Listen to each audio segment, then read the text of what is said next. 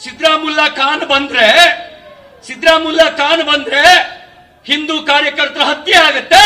कर्नाटक चिकमगलुरु में बीजेपी के कौमी जनरल सेक्रेटरी सीटी रवि ने कांग्रेस लीडरों को नामर्द कहा और कर्नाटक के साबिक वज़ीर आला और अपोजिशन लीडर सिद्धरामैया को सिद्धरामुल्ला खान कहकर मजाक का निशाना बनाया।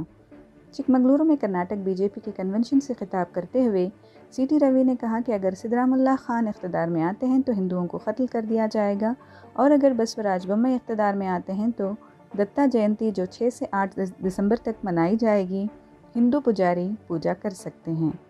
अगर कांग्रेस इतनी ही ताकतवर है तो उन्हें कह देना चाहिए कि हिंदू वोट उन्हें नहीं चाहिए जिन्होंने हिंदू को गंदा लफ्ज़ कहकर मुहिम चलाई है। हम ऐसे नामर्दों को वोट नहीं देंगे। बताते चलें कि सोशल मीडिया पर वायरल एक वीडियो में प्रेस कॉन्फ्रेंस के दौरान वंदे मातरम पढ़ने या ना पढ़ने पर डीके शिव कुमार और सिद्धरामैया को यह फैसला करते हुए दिखाया गया है कि आया ब्रीफिंग का आगाज़ तमहीद पढ़कर की जाए या वंदे मातरम से, और आखिरकार मशवरे पर वंदे मातरम से शुरुआत की गई थी।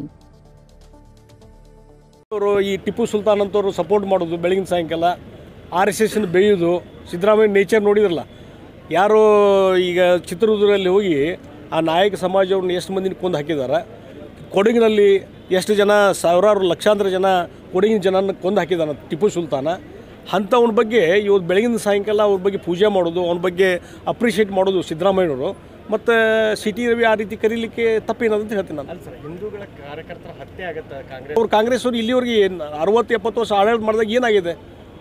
ಹಿಂದೂಗಳ ಹತ್ಯೆ ಆಗಿದೆ। ಹಿಂದೂ ಮುಸ್ಲಿಂ ಗಲಿಬೆ ಯಾವಾಗಲೂ ಹಾಕಿತ್ತು। ಮೋದಿಯವರು ಗುಜರಾತಲ್ಲಿ ಮುಖ್ಯಮಂತ್ರಿ ಆಗೋ ಮುಂಚೆ ಎಷ್ಟು ಗಲಿಬೇಕಿತ್ತು ಹಿಂದೂ ಮುಸ್ಲಿಂ, ಆ ಗೋಧ್ರಾ ನಂತರ